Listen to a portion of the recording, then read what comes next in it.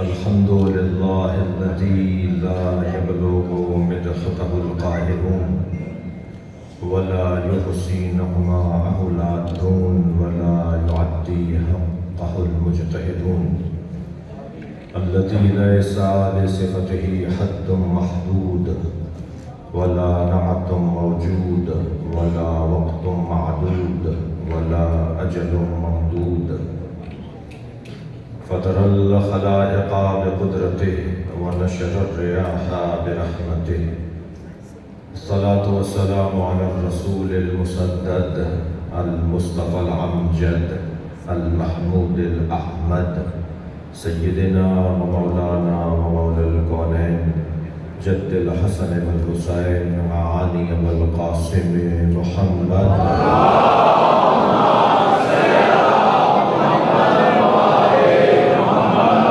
وآله الطيبين الطاهرين المعصومين الذين قال الله إنما يريد الله ليذهب عنكم الرجس أهل البيت ويطهركم تطهيرا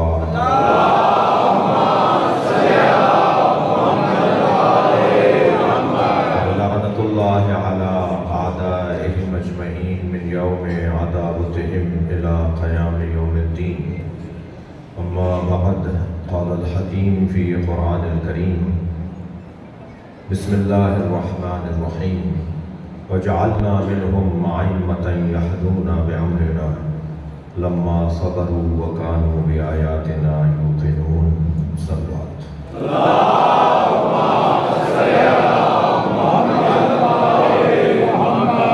اس سے بہتر اور بلند صلوات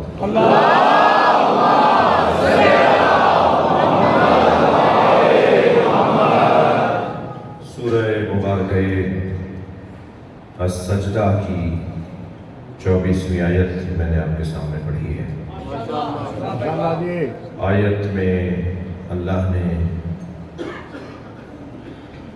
معارف اور مفاہیم علم اور عرفان کا دسترخوان بچھایا ہے۔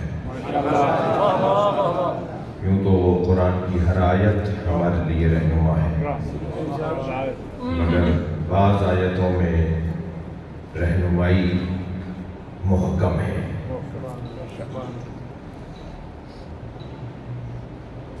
اللہ کا کلام ہمیشہ نیا اور تازہ ہے، کبھی قرآن پرانا نہیں ہوگا، کبھی قرآن کہنا نہیں ہوگا۔ جب بھی قرآن کو کھولا جائے گا تو ایسا محسوس ہوگا کہ گویا ابھی اللہ نے ہمیں رہنمائی عطا کی ہے۔ آج کا جوان یہ سوچتا ہے کہ زمانہ جدید ہو گیا ہے اور اسلام پرانا دین ہے، قرآن 1400 سال پہلے نازل ہوا ہے، تو پرانا دین جدید دور کے ساتھ کیسے ہم آہنگ ہوگا؟ تو اسے خبر ہو کہ قرآن مادے سے متعلق گفتگو نہیں کرتا۔ قرآن کا موضوع مادیات نہیں ہے، قرآن کا موضوع فطریات ہے، قرآن کا موضوع عقلیات ہے۔ جو چیز تبدیل ہوتی ہے وہ مادہ ہے، فطرت تبدیل نہیں ہوتی۔ ہمارے مکانات بدل گئے ہیں، ہمارے لباس تبدیل ہو گئے ہیں، ہماری سواریاں بدل گئی ہیں، مگر ہم نہیں بدلے۔ اور اسلام نہ سواریوں سے متعلق بات کرتا ہے، نہ قرآن کا موضوع گاڑیاں ہیں، نہ قرآن کا موضوع کھانے اور ڈشز ہیں، نہ قرآن کا موضوع مکانات ہیں۔ قرآن نہیں کہتا کہ جھگی میں رہو اور بنگلے میں نہ رہو۔ قرآن کہتا ہے اگر اللہ نے تمہیں دیا ہے تو بڑے مکان میں رہو، مگر جھگی میں رہنے والے کو انسان مانو۔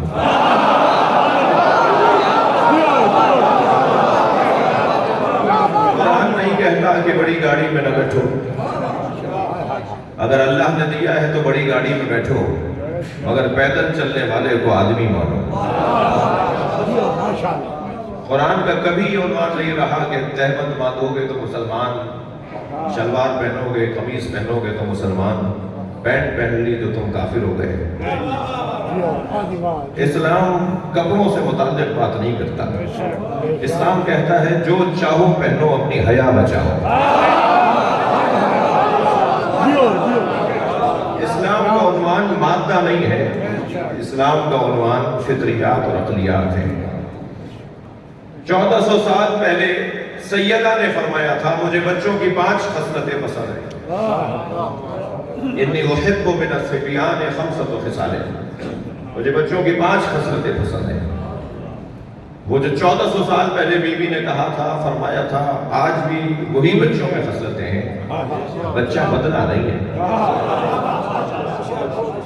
किसी में दम है तो कह दो कि पुरानी बात है, कोई और बात करो। जी, बीबी फरमा रही है, मुझे बच्चों की 5 खसलतें पसंद है। अल-अव्वल इन्नहु अल-बाकून, मुझे अच्छा लगता है, मुझे पसंद है कि ये रोते ज्यादा है। हम तो मौलाना के पास 2 दम करवाने ले जाते हैं, हम तो डॉक्टर के पास ले जाते हैं कि रोता ज्यादा है। बीबी फरमा रही है, मुझे अच्छा लगता है, ये रोता ज्यादा है। गोया बीबी पैगाम दे रही है, इसका दिल नर्म होता है, और जिसका दिल नर्म हो सैयदा को अच्छा लगता है।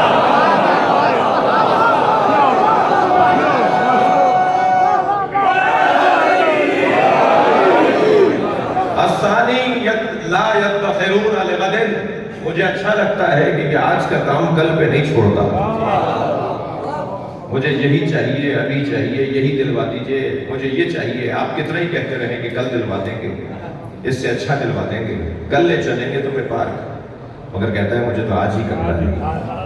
बीबी फरमा रही है, तुम बड़ों को पैगाम दे रहे हैं ये बच्चे कि जो काम तय कर लिया उसे कल पे क्यों छोड़ते हो, उसे आज ही करके दिखाओ। फरमातिया सालिस यजतमिऊन अला तुराब, मुझे अच्छा लगता है ये मिट्टी में बैठ जाते हैं। ये किसी मसनद, तकिए, गिलाफ, गद्दे, सोफे, सदर नशीनी के कायल नहीं है। इन्हें जहां जगह मिलती है वहां बैठ जाते हैं। बच्चे बड़ों को पैगाम देते हैं, अपनी शख्सियत के कायल ना हो, तुम्हें जहां जगह मिल जाए वहां बैठ जाओ। मुझे अच्छा लगता है। बीबी फरमा रही है, अर्राबे, मुझे अच्छा लगता है, यामुरून सुम्मा यखरिबून, ये मिट्टी के खिलौने बनाते हैं, खेलने के बाद लात मार के तोड़ देते हैं। मुझे अच्छा लगता है कि ये अपने खिलौनों को तोड़ देते हैं। मुमकिन है कोई मुझे महफिल के बाद कहे कि मौलाना अब मिट्टी के घरों के बच्चे नहीं बनाते, अब तो इलेक्ट्रॉनिक खिलौने का दौर है, सेलों से चलने वाला, रिमोट से चलने वाला खिलौना हमारे घरों में आ गया है। तो भाई खिलौना बदला है, बच्चा नहीं बदला। कोई एक घर तो बताइए जहां खिलौना 1 महीने से ज्यादा रहता हो। ये बच्चा खेलने के बाद उसे तोड़ कर बताता है मेरी दुनिया है, मैं ही इससे दिल नहीं लगाता। मुझे अच्छा लगता है कि ये खिलौने बनाकर खेल कर तोड़ देते हैं। फिर फरमाती है अल-खामिस, अल्लाहु अकबर, यख्तसिमून बिगैर हिद्दिन, ये लड़ते हैं मगर दिलों में कीना नहीं रखते। सवाल मेरा ये था, मैंने ये मिसाल इसलिए दी कि क्या बदला है। जो 1400 साल पहले, 1000 साल पहले, 2000 साल पहले का बच्चा था, आज भी वही बच्चा है। बच्चा नहीं बदला, खिलौने बदल गए, कपड़े बदल गए, खाने बदल गए, गाड़ियां बदल गई, मकानात बदल गए, और इस्लाम इन चीजों से मुताबिक तो बात ही नहीं करता।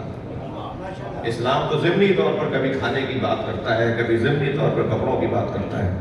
इस्लाम तो इंसान की बात करता है, कुरान तो इंसान की बात करता है।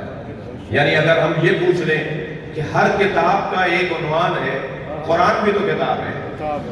हुवल्लज़ी अंज़ला अलैकल किताब, ये किताब है, नबी पर किताब नाज़िल हुई है, तो ये किताब है, तो इस किताब का उन्वान क्या है, किस उन्वान पर लिखी गई किताब है। अल्लाह ने जिस उन्वान पर इस किताब को कंपोज किया है, उस उन्वान का नाम है इंसान। ये इंसान के मौजू पर लिखी गई किताब है। सारा जोर, सारी तवज्जो इस किताब के अंदर लिखने वाले की और नाज़िल करने वाले की तवज्जो सारी इस बात पर है कि किसी तरह से इंसानियत तरक्की करे। मैं और आप भी अगर नमाज पढ़ते हैं तो इसलिए कि अच्छा इंसान बन जाए। ये लअल्लकुम तत्तकून, अच्छे इंसान भी तो कहते हैं।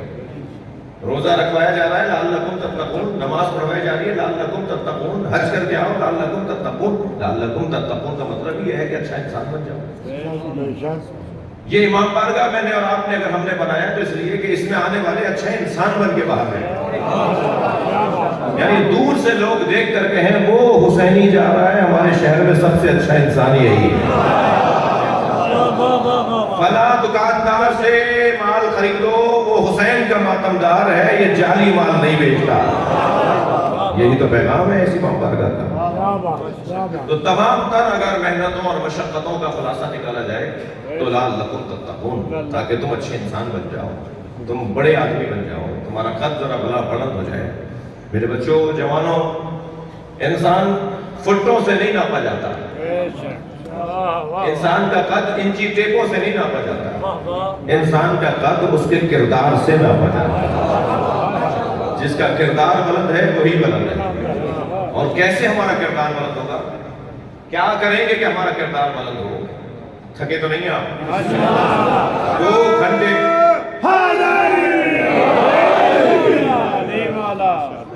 2 گھنٹے تک اگر میں گلاب بیچنے والے کے دکے پر بیٹھ کر آؤں، 2 گھنٹے اگر گلاب بیچنے والے کی دکان پر جاؤں جہاں گلاب رکھا ہوا ہے، پھول رکھے ہوئے ہیں، تو 4 گھنٹے تک میرے اندر سے گلاب کی خوشبو آتی ہے جو 70 سال سے حسین حسین کر رہا ہے۔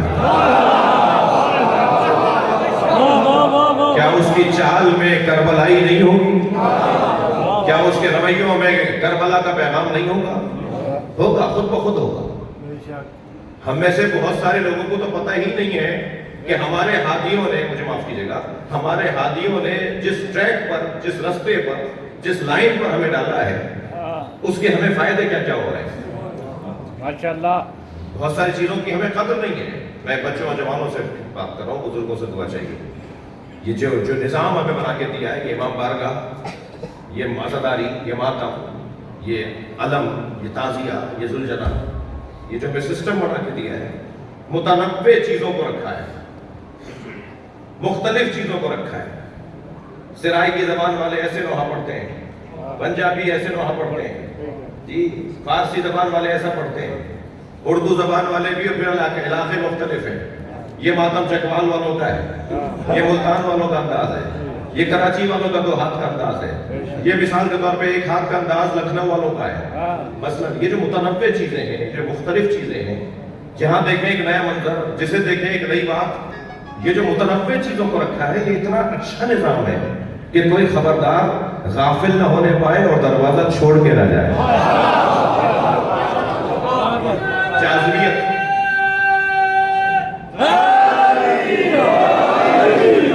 یہ جو جاذبیت ہے نا، یہ جو کشش ہے، آج جو آپ سے ایک طبقہ پریشان ہے کہ ان کے امام بارگاہ میں مجمع کیوں زیادہ ہو رہا ہے، جی یہ جلوسوں میں مجمع زیادہ کیوں ہو رہا ہے، یہ حسینی عزاداروں میں اضافہ کیوں ہوتا جا رہا ہے، وہ پریشان اس وجہ سے ہیں کہ آپ کا طریقہ بڑا عمدہ ہے۔ لوگ پریشان ہیں اور پھر آپ کو چھپتے ہوئے جملے کہتے ہیں کہ یہ تو یہ کرتے ہیں، وہ کرتے ہیں۔ اچھا جی، ہم کرتے ہیں نا، آپ کو کیا پریشانی ہے؟ الحمدللہ ہم نے تو اس سے فائدہ لیا ہے۔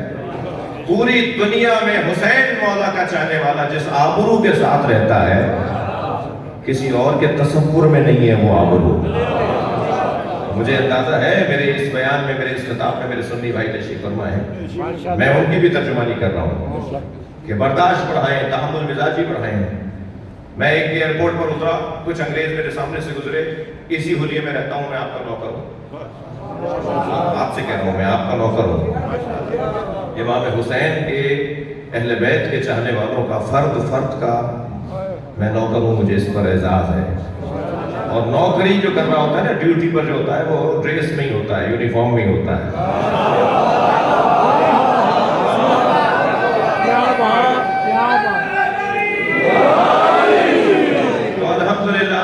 دنیا جہان میں سفر ہو رہے ہیں، پاکستان کا تو ہر علاقہ دیکھ لیا تقریباً، اور ہر سفر میں اسی حلیے میں رہتا ہوں تو کوئی نہ کوئی ضرور برابر میں آ کے بیٹھتا ہے۔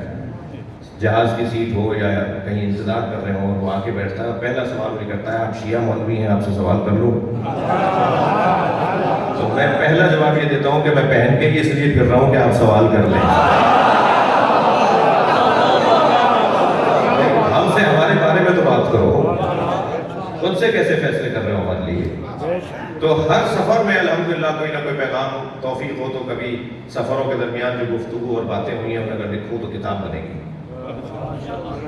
ایک انگریز ملک اترا, کچھ انگریز آگے سے گزرے, مجھے دیکھ کر آپس میں کہنے لگے کہ اس کا لباس دیکھو کیا کیا خوبصورت لباس پہنا ہوا ہے. مجھے آگے کہنے لگے کہ بہت عمدہ, بہت اچھا لگ رہا ہے, یہ کیا پہنا ہوا ہے آپ نے؟ میں نے کہا یہ مسلم اسکالرس ایسا لباس پہنتے ہیں. تو کہنے لگی, خاتون بھی تھی, ان میں کہنے لگی کہ مسلم اسکالرس میں سے ہیں تو بتائیں پروفٹ محمد کے گھر والوں کو مانتے ہیں یا دوستوں کو؟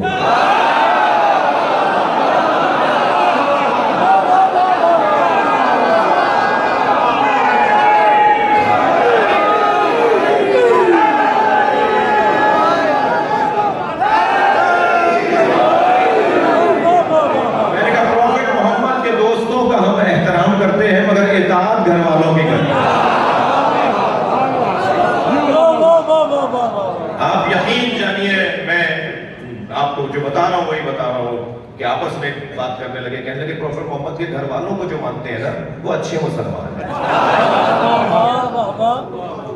ہمیں پتہ بھی نہیں ہے, بہت سے بچوں جوانوں سے کہہ رہا ہوں کہ اس بڑی نعمت سے ہمیں کیا کیا مل رہا ہے.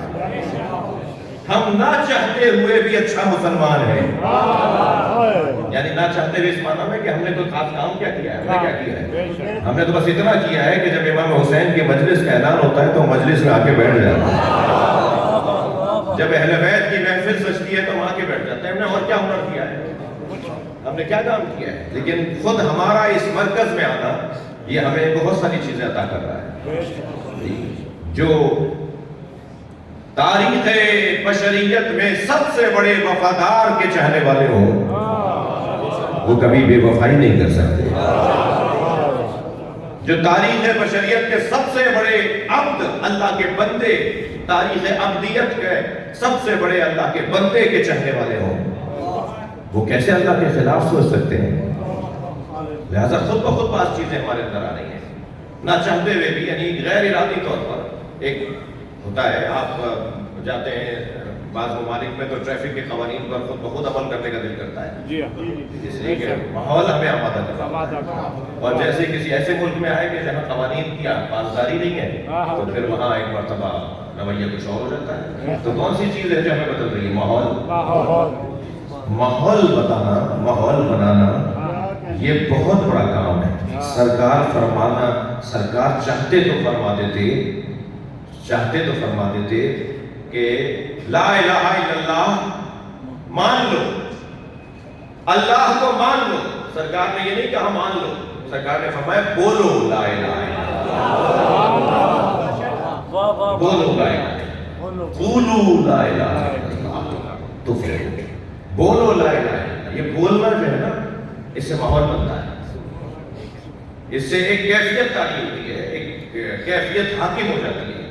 ہم تو اچھی بات بولنے کی بات کر رہے ہیں نا, بہت سارے لوگوں کو بہت ساری چیزیں آپ کی پسند نہیں ہیں, مگر قرآن تو پکار کے کہہ رہا ہے کہ لا يحب اللہ الجہر بالسوء من القول.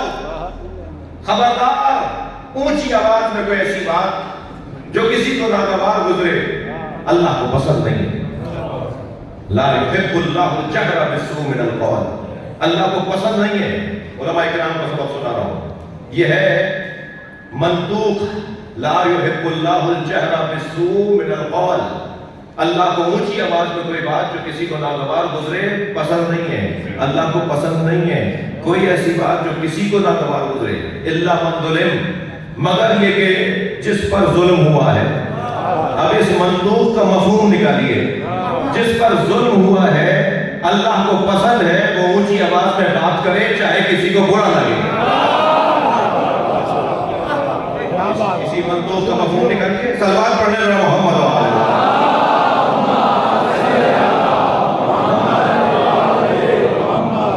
آپ کی بہت ساری باتیں لوگوں کو پسند نہیں ہیں, لیکن مجھے ایک بشارت دوں اپنے بچوں اور جوانوں کو کہ گھبرانے اور پریشان ہونے کی ضرورت نہیں ہے.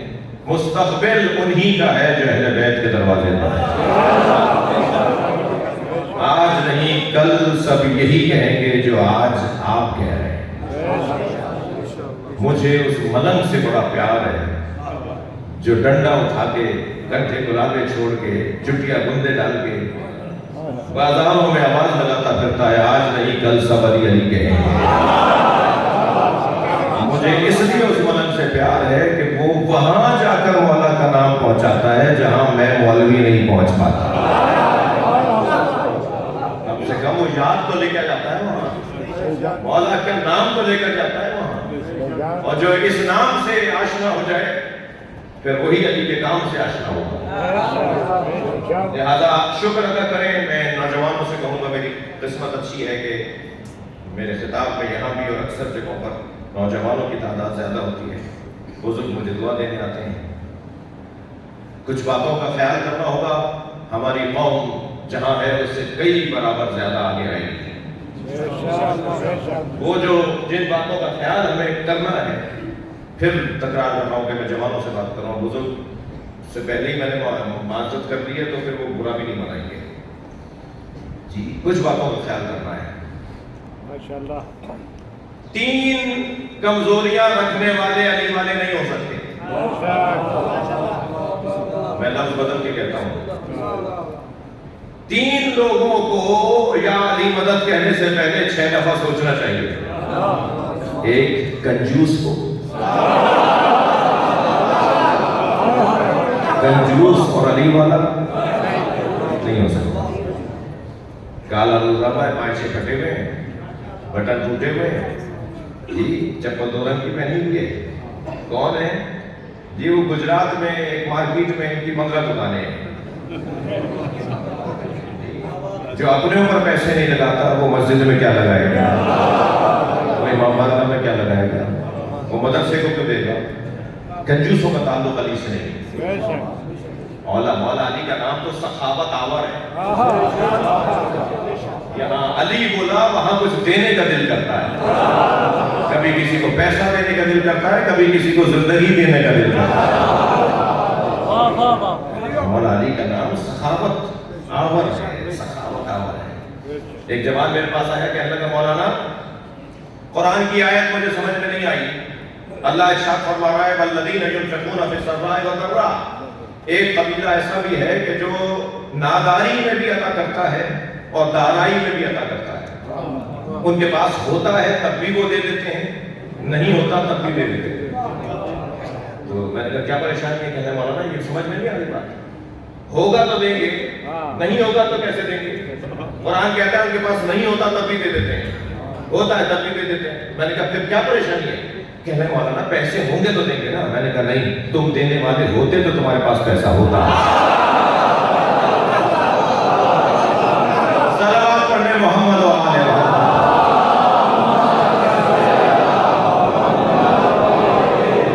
سخاوت کا کوئی تعلق پیسے سے نہیں ہے، سخاوت کا تعلق دل سے ہے، کیفیت سے ہے، احساسات سے ہے، جذبات سے ہے۔ یہاں آپ نے میں نے ارادہ کیا کہ میں کسی کے کام آؤں، وہاں اللہ ہمارے اندر وہ توانائی ڈال دیتا ہے کہ ہم کسی کے کام آ جائیں۔ یہ میری اور آپ کی بات ہو رہی ہے جنہیں اللہ نے بنا کر ہی اس عنوان سے بھیجا ہو کہ وہ اللہ کا دروازہ ہے۔ جو باب اللہ ہوں گے ان کے ہاں سے کوئی خالی کیسے لوٹے گا؟ جی اللہ کے دروازے سے کون خالی لوٹے گا؟ پہلا وہ بندہ جسے 6 دفعہ سوچنا چاہیے یا علی مدد کہنے سے پہلے، وہ ہے کنجوس۔ دوسرا بزدل، دل چھوٹا، گھبرا جانے والا، ڈرنے والا، دبنے والا۔ مجھے اس سنی سے بڑا پیار ہے جو لاکھوں شیعوں میں ہاتھ باندھ کے نماز پڑھتا ہے۔ کربلا میں، نجف میں، مشہد میں لاکھوں شیعوں کی آمد و رفت ہو رہی ہوتی ہے اور کہیں کہیں ہمیں ہاتھ باندھے ہوئے لوگ نظر آ رہے ہوتے ہیں۔ مجھے اس سنی سے بڑا پیار ہے جو لاکھوں شیعوں میں ہاتھ باندھ کے نماز پڑھتا ہے۔ وہ ہاتھ باندھ کر بتاتا ہے شیعوں سے ڈرنا نہیں، یہ مارتے نہیں ہیں۔ وہ ہاتھ باندھ کر بتاتا ہے جو دین میں نے سمجھا ہے اس میں عمل کرنے کی ضرورت بھی رکھتا ہوں۔ مگر عزیزوں مجھ سے خفا نہ ہوئیے گا، میں ایک جملہ کہنے جا رہا ہوں۔ مجھے اس سنی سے بہت پیار ہے جو لاکھوں شیعوں میں ہاتھ باندھ کے نماز پڑھتا ہے، مگر اتنا ہی اس شیعہ سے نفرت ہے جو 4 سنیوں میں ہاتھ باندھ لیتا ہے۔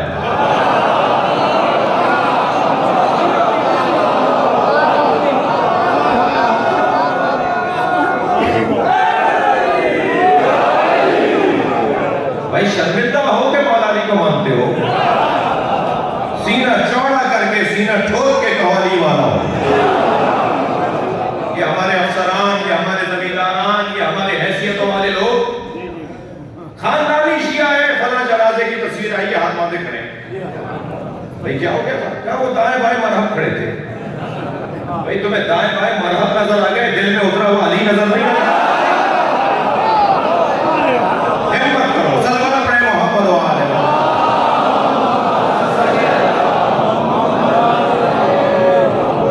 تھک رہے ہیں آپ میری باتوں سے؟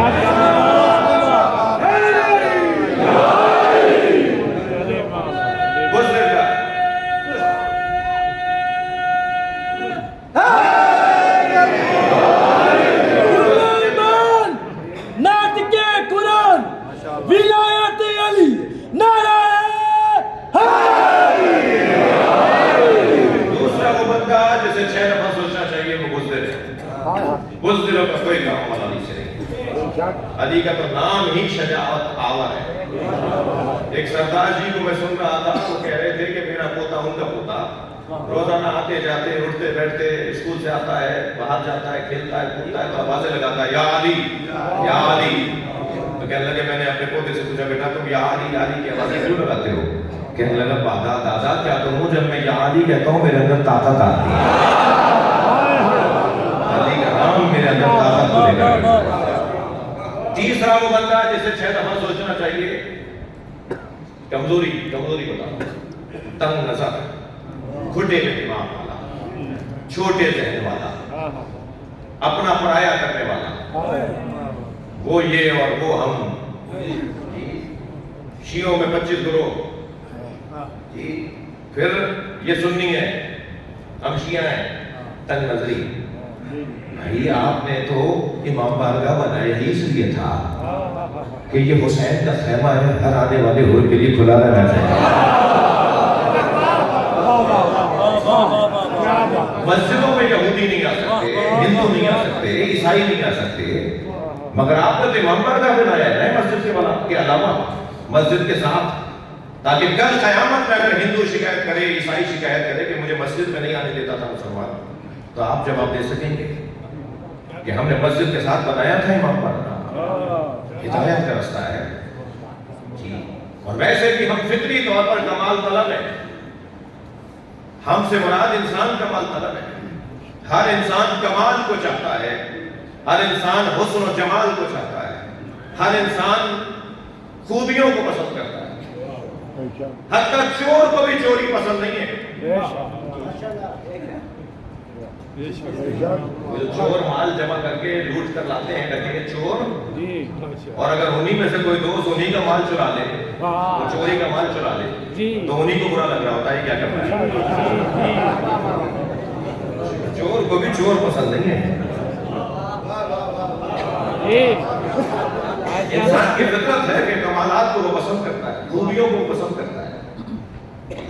بے عدالتی کرنے والوں کو عدالت پسند ہے, اور عدالت نہ پسند کرنے والوں کو بے عدالتی ناگوار ہے.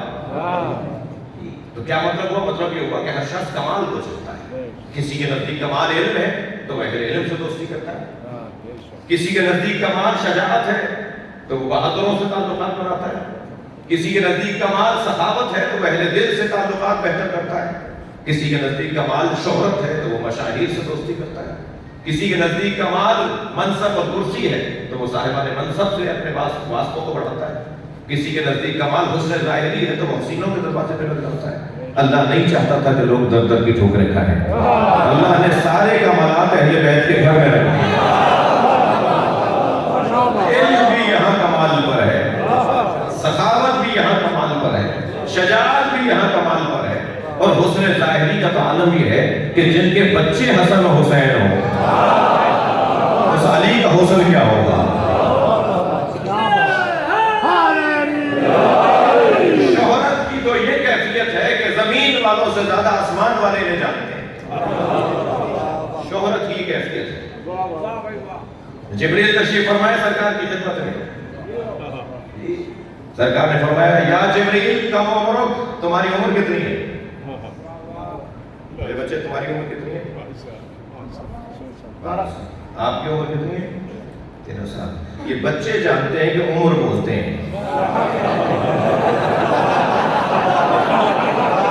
جن کا تلفظ ہی ٹھیک نہیں ہے وہ پورا مسلک لیے پھر رہے ہیں. یا جبریل کم عمرک, تمہاری عمر کتنی ہے؟ تو جبریل نے فرمایا یا رسول اللہ نجم یطلع من السماء بعد 70,000 سنہ، یا رسول اللہ 70,000 سال کے بعد ایک ستارہ نکلتا ہے، میں نے اسے 70,000 مرتبہ دیکھا ہے، یہ میری عمر ہے۔ سرکار مسکرائے، فرمایا آج اس ستارے کو دیکھو گے تو پہچان جاؤ گے؟ جبریل نے کہا یا رسول اللہ میں نے 70,000 مرتبہ دیکھا ہے، میں ایک لمحے میں پہچانوں گا کہ وہی ستارہ ہے۔ اسی اثنا میں علی آئے،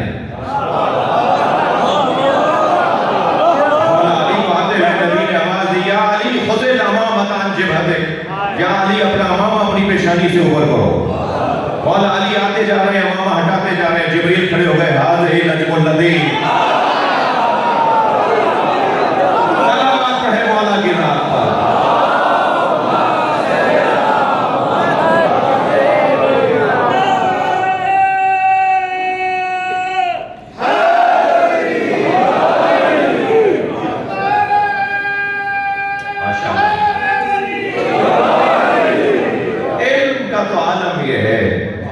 کہ کوئی مثال نہیں ملتی کہ انہوں نے سوال کا جواب نہ دیا، کوئی مثال نہیں ملتی کہ انہوں نے کسی سے مسئلہ پوچھا، اور ابھی 50 مثالیں دے دوں گا کہ کس کس نے علی سے مسئلہ پوچھا، کس نے اس گھرانے کے رہنماؤں سے مسئلے حل کروائے۔ 3 سال کا سن ہے امام حسن مجتبیٰ علیہ السلام کا۔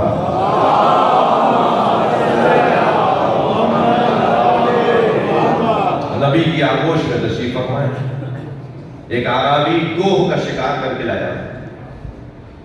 زمانہ جاہلیت میں یہ گوہ بھی کھاتے تھے، اس کا گوشت ہوتا ہے، گوہ بڑی شکری، یہ کیا کہتے ہیں پنجابی میں؟ بچوں آپ کہہ رہے ہیں بھائی، ایک سلوات پڑھے ذرا محمد میں تلفظ نہیں کر پاتا تھا اس لیے جی وہ لے کر آیا، دم پکڑی بھی تھی اس کی، اور سامنے کھڑا ہو کے کہنے لگا آپ نے نبوت کا دعویٰ کیا ہے، آپ کی نبوت میں دلیل کیا ہے؟ سرکار سے کہتا ہے امام حسن نبی کی آغوش میں تشریف فرمائے، عربی بدو کہتا ہے آپ کی نبوت میں دلیل کیا ہے؟ امام نبی نے فرمایا تیرے ہاتھ میں جو گو ہے یہ تجھ سے بات کرے گی۔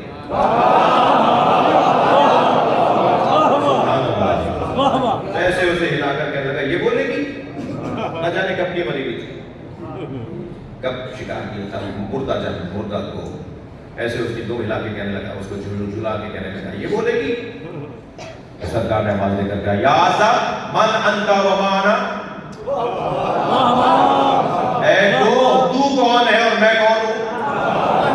تو جیسے نبی نے کہا نا یا آصف اے گو، تو اس نے اپنی گردن ہلانا شروع کی۔ نبی جسے یا کہہ دیں وہ مردہ کیسے رہے گا؟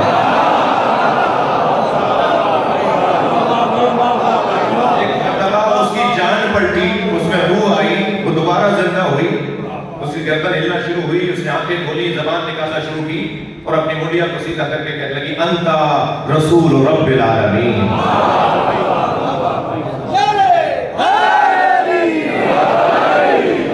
اب یہ لوگ ایسے ہیں کہ جو نہیں ماننے والا ہوتا ہے نا وہ پھر بہانے نکالتا ہے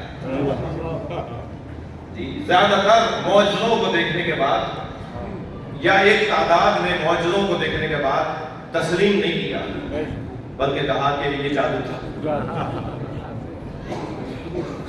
نہیں مانا اس نے اس بات کو، کہہ لیں اور دلیل چاہیے۔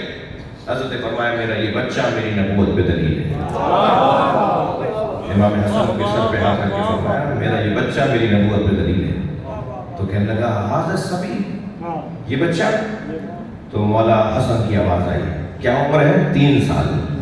مولا امام حسن کی آواز آئی سل فقیہا ولا صبیرا اندی بحر العلم الذی لا تقسمہ التوالی، پوچھ بات کر، تو ایک فقیہ سے بات کر رہا ہے، بچے سے بات نہیں کر رہا۔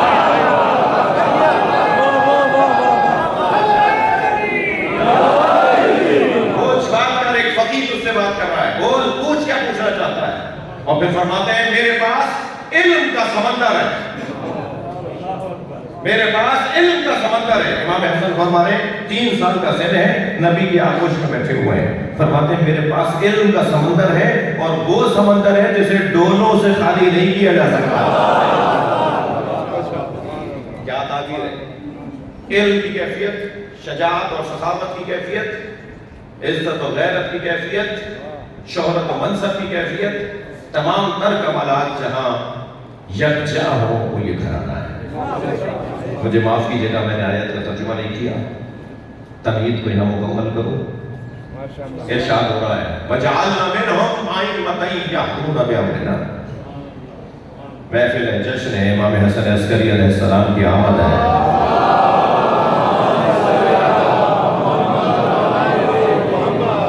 اس سے بہتر صلوات.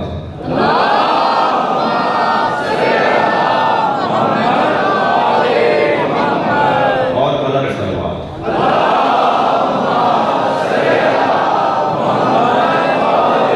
میں مومنین کی زیارت کر لوں گا, اس طرح کے مومنین کو دیکھ نہیں پا رہا میں.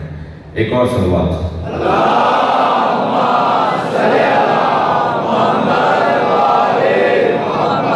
بات آگے بڑھے. وَجَعَلْنَا مِنْهُمْ أَئِمَّةً يَهْدُونَ بِأَمْرِنَا. اور ہم نے ان میں سے کچھ کو امام بنایا ہے. ان میں سے منہم, وجعلنا ہم نے قرار دیا ہے, منہم ان میں سے کچھ کو, من بازیا ان میں سے کچھ کو ہم نے امام بنایا ہے. ہم نے امام بنایا. تحدی, چیلنج, للکار, پکار, دعویٰ, جی دعوت ہم نے بنایا ہے. چھین کے دکھاؤ امامت. تم ان سے ان کا گھر تو چھین سکتے ہو, فضیلت نہیں چھین سکتے. ہم نے بنایا ہے. وجعلنا منہم, ہم نے بنایا ہے ان میں سے کچھ کو امام, ائمۃ, امام بنایا ہے. اللہ کن میں سے کچھ کو امام بناتا ہے؟ تھوڑی سی دقت بڑھائیے گا, نہیں تھوڑی توجہ بڑھائیے گا. اللہ کن میں سے کچھ کو امام بناتا ہے؟ کن میں سے کچھ کو امام بناتا ہے؟ دیکھیے اللہ نے عام انسانوں میں سے نبی نہیں بنائے, خاص انسانوں میں سے نبی بنائے. اور ہر انسان کو اللہ نے نبی نہیں بنایا, اور ہر نبی کو رسول نہیں بنایا. نبیوں کے اندر بھی جو باکمال نبوت رکھنے والی ہستیاں تھیں انہیں رسول بنایا. پھر ہر رسول کو بھی اولے لازم نہیں بنایا. وہاں بھی معیار اس کا بڑھتا چلا گیا, کوالٹی بڑھتی چلی گئی, گریڈ بڑھتے چلے گئے. پھر اللہ نے ہر اولو العزم پیغمبر کو بھی امام نہیں بنایا. حضرت ابراہیم, حضرت نبی مکرم, جی چند لوگوں کو ان میں سے اللہ نے امام بنایا ہے. تو اللہ کن میں سے امام بناتا ہے؟ میں اپنی جو میں سمجھا ہوں اس کو آپ کے سامنے ایک جملے کے اندر پیش کرنے کی کوشش کروں گا. اللہ کن میں سے امام بناتا ہے؟ کیسے تلاش کریں کن میں سے امام بناتا ہے؟ اللہ جن میں سے امام بناتا ہے ان میں سے ایک کا نام عباس ہے, جسے استاد قمر جلالوی کہتے ہیں مقام حضرت عباس کم نہیں تھا قمر. مقام حضرت عباس کم نہیں تھا قمر, پلاتی دودھ جو زہرا امام ہو جاتے ہیں.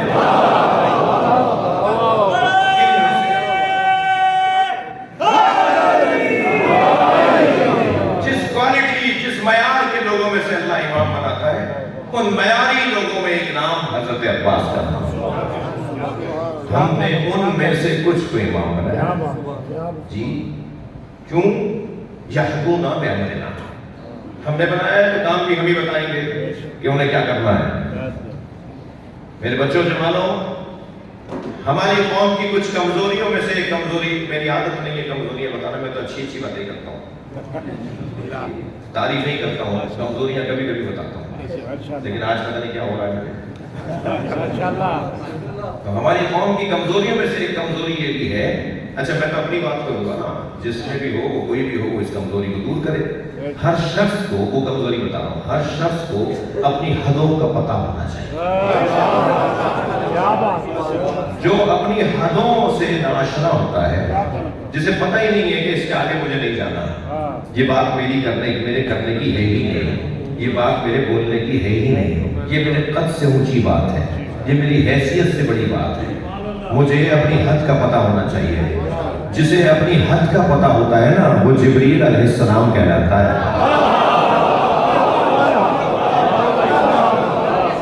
رک گئے تھے نا جبریل، سرکار آگے چلے گئے، جبریل رکے رہ گئے۔ جبریل آگے آؤ، کہا یا رسول اللہ یہ میری جگہ ہے جو اللہ نے میرے لیے بنائی ہے، میں اس سے آگے ایک قدم بھی نہیں آؤں گا۔ یعنی حدوں کو جانتے ہیں اپنے، جو اپنی حدوں کو جانتا ہے وہ آگے بڑھتا ہے، وہ ترقی کرتا ہے، وہ عزت پاتا ہے، وہ عظمت پاتا ہے۔ وہ راکٹ جو جہاں چاند پر گیا تھا، اس کی 3 منزلیں تھیں، ہر کچھ فاصلے کے بعد ایک ایک منزل اس سے علیحدہ ہوتی رہی۔ اگر وہ تینوں کی تینوں منزلیں اوپر جاتی ہیں تو کوئی بھی نہیں جا پاتا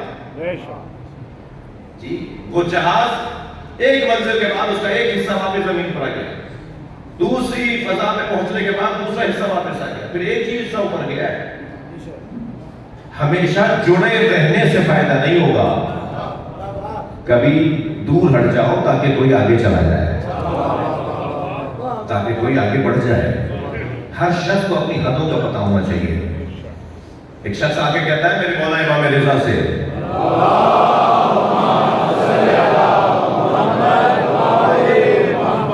ظلم کے خلاف قیام واجب ہے یا نہیں؟ امام سے پوچھ رہا ہے۔ حضرت فرمایا واجب ہے۔ کہنے لگا آپ کیوں نہیں کرتے؟ یہ اپنی حدوں سے نکل رہا ہے، یعنی جو امام کو بھی ذمہ داریاں بتانے کی کوشش کرے تو اس کے پر چلے یا نہیں چلے؟ کہنے لگا پھر آپ ظلم کے خلاف قیام کیوں نہیں کرتے؟ حضرت نے فرمایا نماز ظہر واجب ہے یا نہیں؟ کہنے لگا واجب ہے۔ چاش کا وقت تھا، صبح 9-10 بجے کا ٹائم تھا۔ امام نے فرمایا نماز ظہر شریعت میں واجب ہے یا نہیں؟ کہنے لگا واجب ہے۔ حضرت نے فرمایا پڑھو۔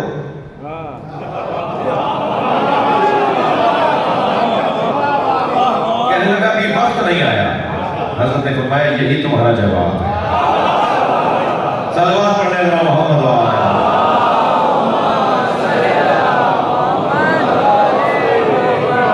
بھائی تھکے نہیں میری باتوں سے، آپ تھوڑا سا گردن ہلاتے رہیے، بات جا رہی ہے تو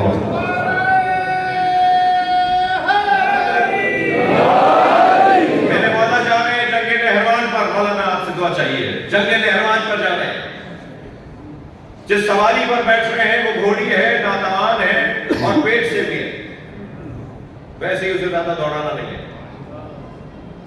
جی۔ لاغر ناتوان گھوڑی ہے جس میں بیٹھا ہے جی۔ مولا علی بغیر زنا کے اترتے تھے نا میدان میں، سر پر بھی وہی امامہ باندھ کے جاتے تھے جو آپ اپنی محفل میں باندھتے تھے۔ لوہے کا خود جو ہے وہ سر پہ نہیں رکھتے تھے، زنا بھی نہیں رکھتے تھے جی۔ تلوار تھی جو اللہ نے انہیں آسمان سے بھیجی تھی، جس کا جلوہ ہی کچھ اور تھا، اور گھوڑے پر بیٹھتے تھے اور ایسی سواری پہ جو دوڑنے والا نہیں ہوتا تھا۔ ایک میدان میں خود آپ کے فرزند حضرت محمد حنفیہ نے کہہ دیا کہ بابا گھمسان کی جنگ ہے، آج یہ والا گھوڑا لے جائیے جو تیز دوڑتا ہے۔ تو فرمایا کہ مجھے اس گھوڑے کی کیا ضرورت جو تیز دوڑتا ہو،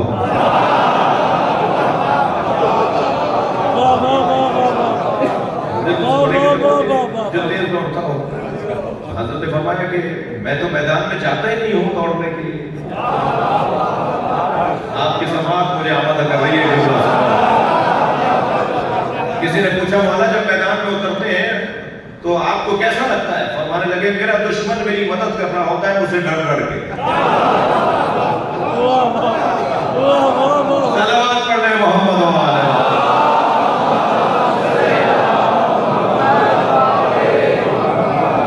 تو حضرت بیٹھ رہے ہیں جس سواری پر وہ گھوڑی ہے، پیٹ سے بھی ہے، بیٹھ چکے تھے حضرت۔ ایک شخص نے دور سے بات لگا کے کہا یا علی نہ جائیے، یہ سفر آپ کے ہاتھ میں نہیں ہے، آپ کا ستارہ گردش میں۔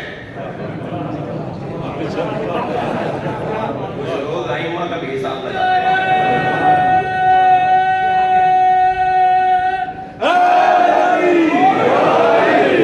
آپ کی جنگ نہیں جیت سکیں گے، آپ کا ستارہ گردش میں۔ حضرت بیٹھ چکے تھے، گھوڑی سے اتر آئے، 2 قدم اس کی طرف بڑھے، وہ قریب آیا۔ حضرت نے فرمایا تو ستاروں کو جانتا ہے؟ کہنے لگا میرا کام ہے ستارہ شناسی. حضرت نے فرمایا پھر بتا وہ کون سا ستارہ ہے جو اپنی جگہ سے حرکت کرتا ہے تو اونٹ پر فلاں کیفیت طاری ہوتی ہے. خاموش مولا کا چہرہ دیکھنے لگا. حضرت نے فرمایا چل یہ بتا دیں وہ کون سا ستارہ ہے جب اپنی جگہ سے وہ ہلتا ہے تو بلیوں پر فلاں کیفیت طاری ہوتی ہے. کوئی جواب نہیں تھا. حضرت نے فرمایا بتا میری گھوڑی کے سم کے نیچے کیا ہے. تو آسمانوں کی بات کر رہا تھا نا, بتا میری گھوڑی کے سم کے نیچے کیا ہے. جواب نہیں تھا اس کے پاس. تو حضرت نے اس کے شکم پر ہاتھ رکھ کے فرمایا بتا اس میں نر ہے یا مادہ.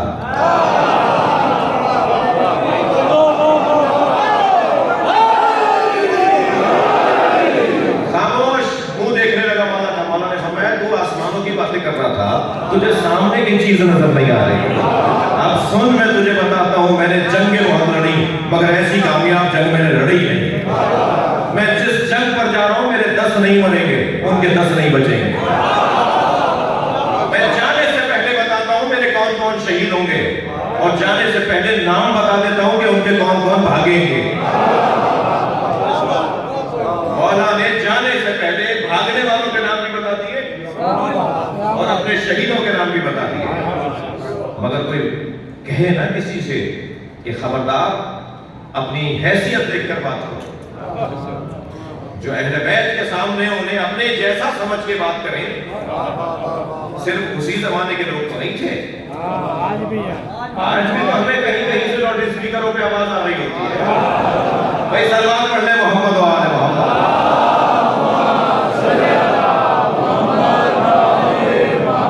تسلی دیجیے آپ خفا تو نہیں ہو رہے مجھ سے. تھوڑا سا اور آگے بڑھوں میں, مجھے پورا 1 گھنٹہ ہونے میں بھی 10 منٹ ہے. مولا کا خیال رکھیے. ایک صلوات نبی کی ذات پر.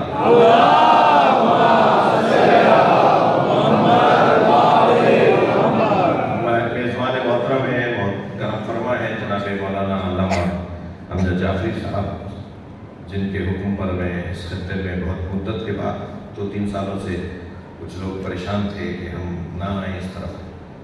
ٹھیک ہے ہم نہیں آئے. کافی مدت کے بعد پنجاب میں سفر ہوا ہے. آپ سب کی زیارت کر کے آپ کو دیکھ کر میرا خون بڑھ رہا ہے, مجھے اچھا لگ رہا ہے. مولا آپ کو اپنی امان میں رکھیں. ساری آبادیوں میں جہاں جہاں ہم سب ساتھ سنی شیعہ ساتھ رہتے ہیں, مولا ہی ساتھ رہتے ہیں. اہل بیت کے چاہنے والے چاہے وہ سنی ہو یا شیعہ, ان سب کو اللہ اپنے امان میں رکھے. آگے بڑھوں. وَجَعَلْنَا مِنْهُمْ أَئِمَّةً يَهْدُونَ بِأَمْرِنَا.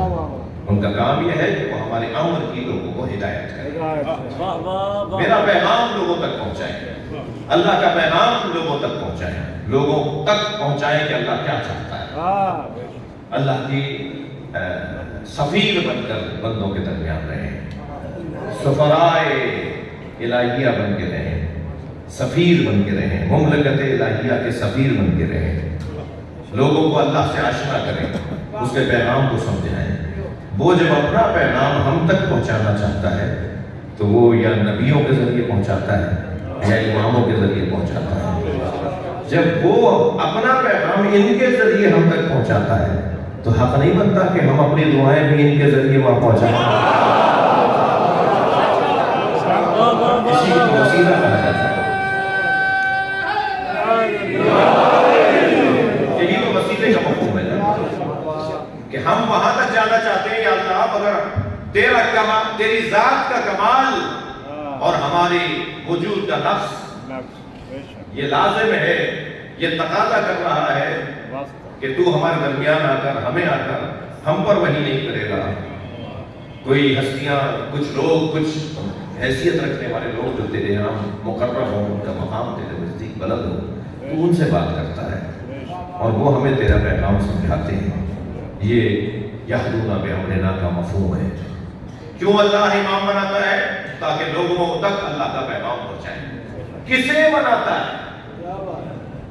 اللہ جسے امام بناتا ہے ان کی 2 صفتوں کو اس آیت میں بیان کیا ہے. لما صبروا, جو جتنا بڑا صابر, برداشت کرنے والا, تحمل مزاج, اپنے وجود میں سمندروں سے زیادہ گہرا, سمندروں کی وسعتوں سے زیادہ وسیع, جس کے ہاں گہرائی लामतनाही पाई जाती हो बिनिस्बत मां हमारी निस्बत, अल्लाह उन्हें इमाम बनाता है। वो है कि जिनको इंतहाई अज़ियतें भी उठाना पड़े तो वो मक्का खुद छोड़ देते हैं, लोगों को मक्के से नहीं निकालते। लम्मा सबरू, मसाइब नहीं पढ़ना, महफिल पढ़ने आया हूँ। माशाअल्लाह। करबला के मैदान में इमाम हुसैन को एक सिपाही ने, यजीदी सिपाही ने देखा कि हुसैन ने 10 लोगों को, कहता है मैंने खुद गिना कि 10 लोगों को हुसैन ने मारते मारते तलवार हटा दी और सजाने का रास्ता दिया कि वो चला जाए और हुसैन की तलवार उसकी गर्दन पे न चले। कहता है जब 1 2 3 4 नहीं 10 लोगों को मैंने देखा तो मुझे अंदाजा हुआ कि ये इत्तफाकी नहीं हो रहा। हुसैन कस्तन ऐसा कर रहे हैं कि लोगों को जीने का मौका दे रहे हैं, जिंदगी का मौका दे रहे हैं। वो कहता है मैं अपना घोड़ा हुसैन के घोड़े के सामने ले आया जिस तरफ से हुसैन आ रहे थे। दूर से मैंने आवाज लगा के कहा कि मैं ऐसा देख रहा हूं, आप ऐसा क्यों कर रहे हैं? तो बेसाख्ता जैसे ही सवाल आया फौरन इमाम ने जवाब दिया, उसकी नस्ल में मोमिन आने वाला है।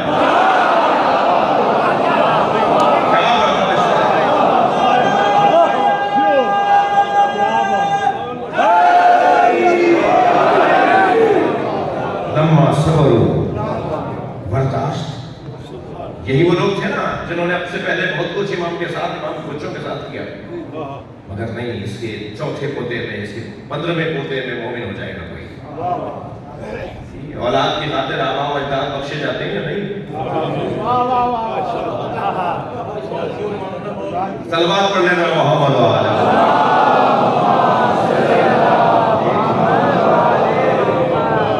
लम्मा सबरू, बर्दाश्त, तहम्मुल मिजाजी, बदतमीजी कर रहे होते थे लोग, बेअदबी का इजहार कर रहे होते थे और वो मुस्कुरा रहे थे। शाम से एक शख्स आकर कहता है तुम्हारे वालिद ऐसे, तुम्हारी वालिदा ऐसी। मैं नहीं कह सकता, मैं उन अल्फाज को भी नहीं दोहरा सकता जो उसने इमाम हसन की तौहीन की। और जैसे जैसे वो बेअदबी कर रहा था, फहुश दे रहा था, सब कर रहा था, शत्म कर रहा था, इमाम उसकी तरफ बढ़ते जा रहे थे। करीब जाके जब वो खूब बोल लिया, जितने उसके दिल में भड़ास थी वो निकाल ली, तो इमाम ने फरमाया मुसाफिर लगते हो, कुछ देर आराम कर लो, खाना खा लो, सवारी नहीं है तो सवारी ले लो, फिर बैठ के बात करेंगे। अगर तुम सही कह रहे हो तो अल्लाह मुझे माफ करे, और अगर तुम गलत कह रहे हो तो अल्लाह तुम्हें माफ करे।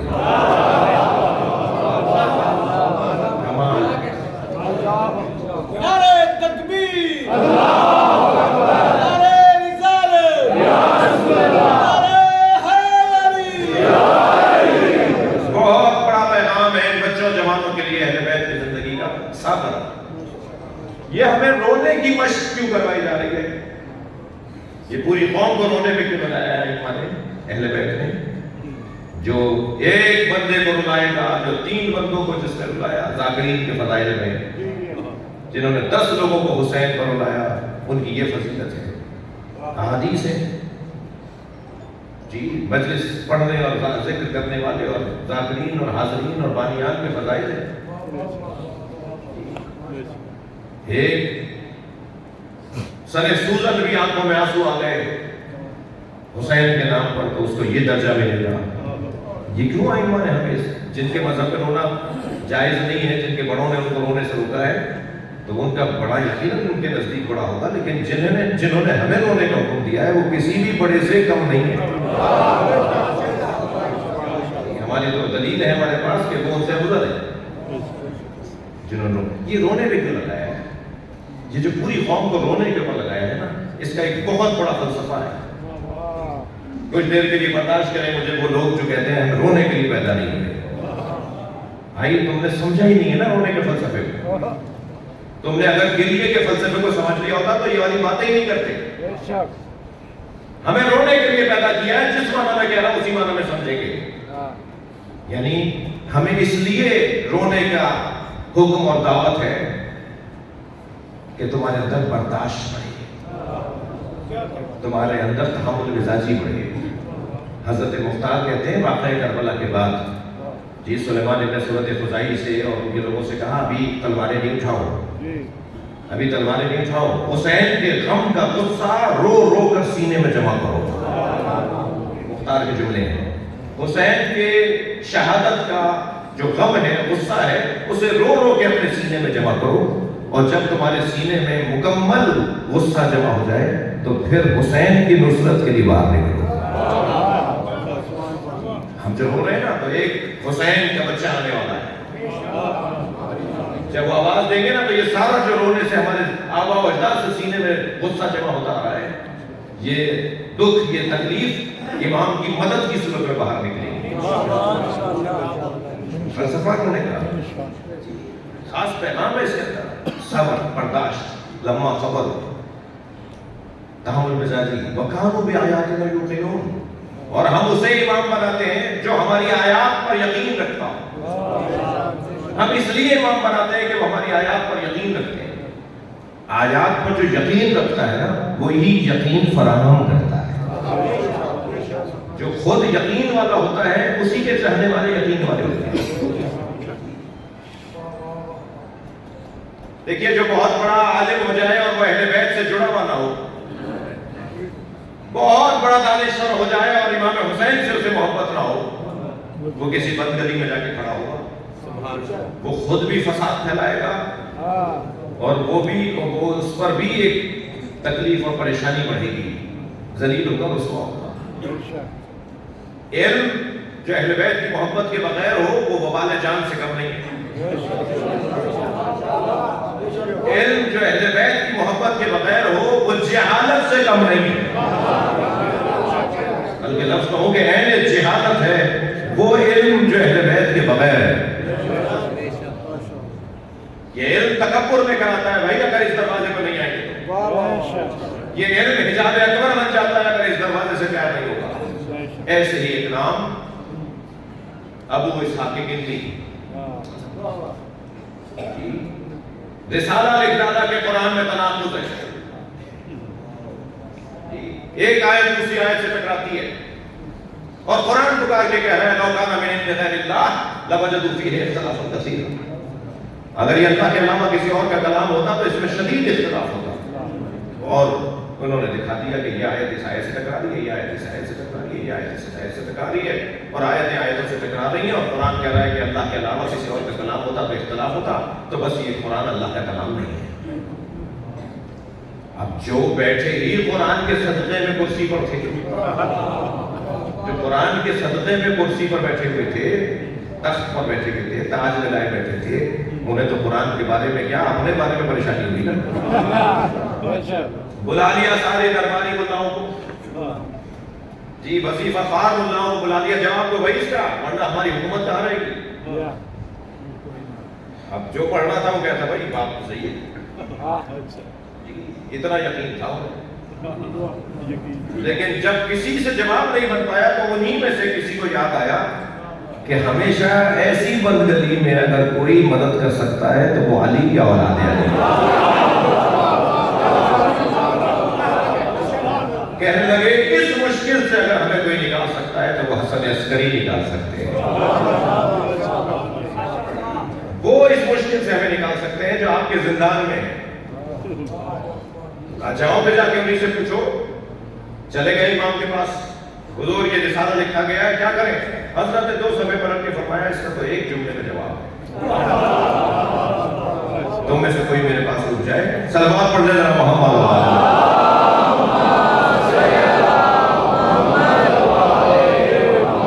تم میں سے، حضرت نے فرمایا تم میں سے کوئی ایک میرے پاس رک جائے، میں اسے جواب سنا دیتا ہوں، سمجھا دیتا ہوں، جا کر ابو اسحاق کو جا کے جواب دے دو۔ اس رسالے کا جواب یہ موٹا رسالہ نہیں ہو مگر ایک جملہ اس کے لیے کافی ہے۔